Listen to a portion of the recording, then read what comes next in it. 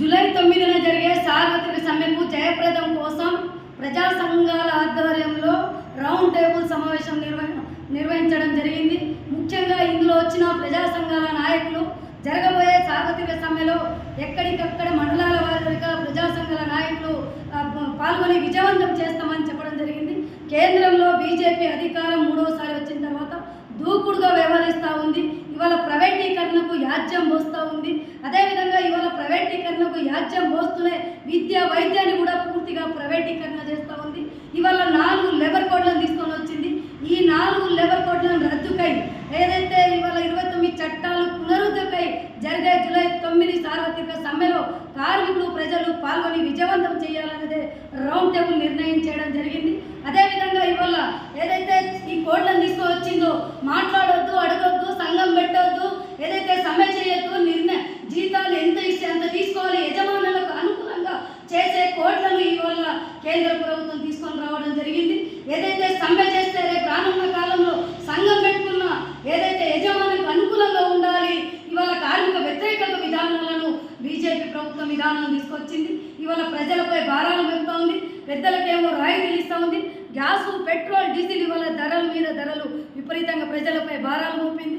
ఏదైతే ఈ 29 చట్టాలను తీసుకొని రావడం జరిగిందో ముఖ్యంగా త్యాగాలతోటి పోరాడి విజయం సాధించుకున్న ఈ చట్టాలను రద్దుకై ఇవాళ ఏదైతే ప్రయత్నం చేస్తూ ఉందో అదేవిధంగా 4 లేబర్ కోడ్లను రద్దు చేయాలనేదే ఇవాళ రౌండ్ టేబుల్ డిమాండ్ చేయడం జరుగుతూ ఉంది. దాంతోపాటు ఇవాళ 8 గంటల పని విధానాన్ని 12 గంటలు అమలు చేయాలని ఒక ప్రయత్నం చేస్తూ ఉంది బీజేపీ ప్రభుత్వం.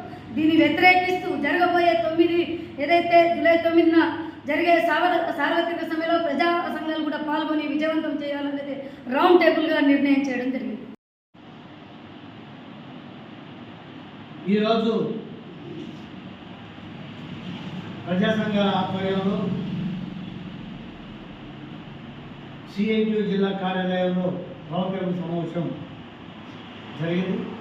అది 9వ తారీఖున జరగబోయేటువంటి సార్వత్రిక సమ్మె జయప్రదం కోసం ఈ సమావేశం జరిగింది. ఈ సమావేశంలో సిఐటియు, వ్యవసాయ కార్మిక సంఘం, రైతు సంఘం, మహిళా సంఘం, కేవీపీఎస్, కళ్ళు గీత, వడ్డీ వర్గాల సంఘం, ప్రజానాట్య మండలి ఈ సంఘాలన్నీ పాల్గొన్నాయి. అయితే 9వ తారీఖున మొత్తం అన్ని సంఘాల వారు కూడా జన సమీకరణ అత్యధికంగా చేసి ఈ ట్రేడ్ యూనియన్లు జరుపుతున్నటువంటి 9వ తారీఖు సమ్మెకు మరింత బలాన్ని చేకూరుస్తూ జయప్రదం చేయడం కోసం తోడ్పడాలి, అత్యధిక సమీకరణ చేయాలని చెప్పి నిర్ణయం జరిగింది.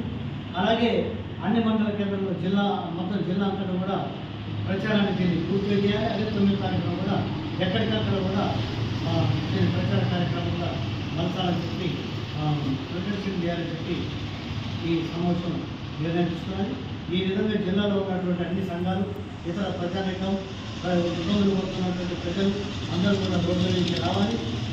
ఎక్కడ ఎవరి ఆటంకాలను కూడా గట్టి చేయకుండా 9వ తారీఖు నాడు సార్వత్రిక సమ్మె జయప్రదం చేయాలని ఈ రౌండ్ టేబుల్ సమావేశం.